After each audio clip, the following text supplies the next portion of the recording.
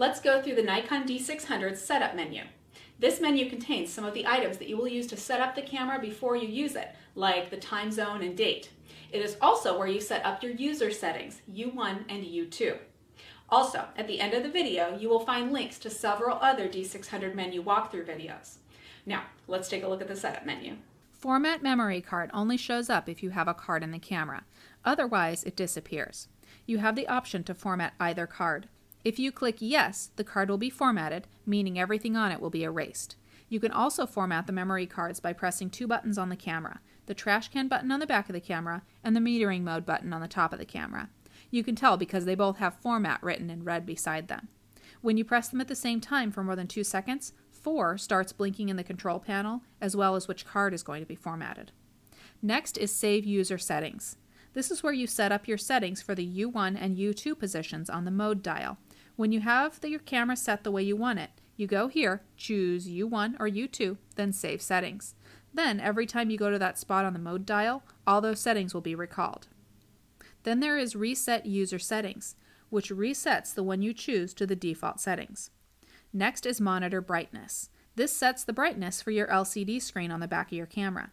You have two options, Auto and Manual. If you choose Auto, the camera is going to choose the brightness using the ambient light sensor on the camera body. If you chose Manual, you can adjust the brightness to your liking. Clean Image Sensor is the next option. You can choose to clean now or have several options under Clean at Startup/Shutdown.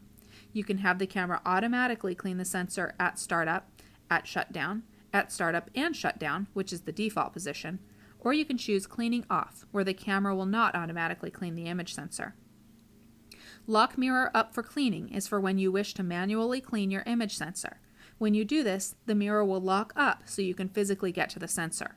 Image Dust Off Reference Photo is for use with Capture NX2, Nikon's photo editing software. It requires reference information for the dust off feature in the software. Next is HDMI. This is where you control HDMI output resolution and device control. In output resolution, you are determining only the resolution to the output device. You have several options including Auto and 1080i.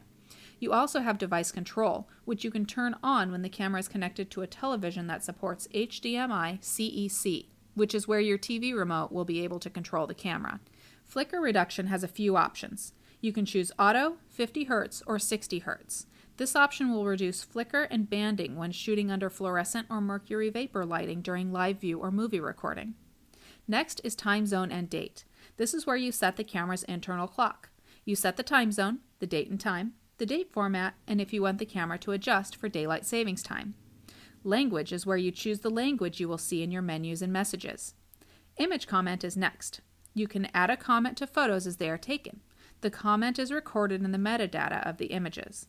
You type out the comment in Input Comment and actually tell the camera to attach it to all subsequent images by checking off Attach Comment.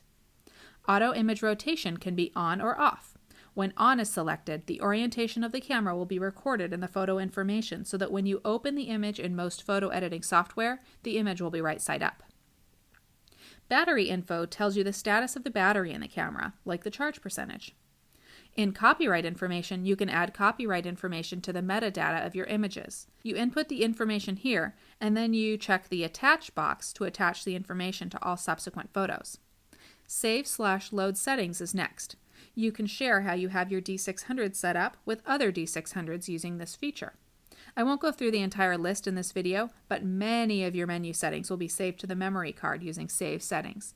Then you can insert the memory card into a different D600, click Load Settings, and the settings will be applied.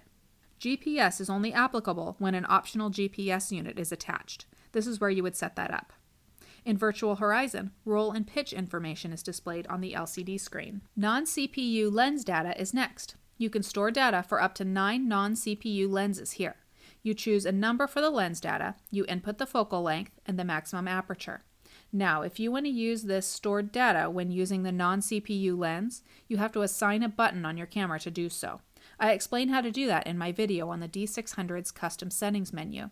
But you can assign the function button or the preview button to work with the main command dial to allow you to use the non-CPU lens settings you've just created. Autofocus Fine-Tune is the next item in the menu. Here you can fine-tune focus for up to 12 lens types. Your options here are turning the fine-tuning on and off. You save the value for the current lens here. You can choose values between positive 20 and negative 20. And you choose the default value here, which is the value when no fine-tuning is applied.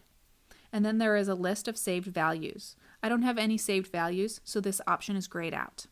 The last item on the setup menu is firmware version. This simply tells you which firmware version is on your D600. That's it for the setup menu.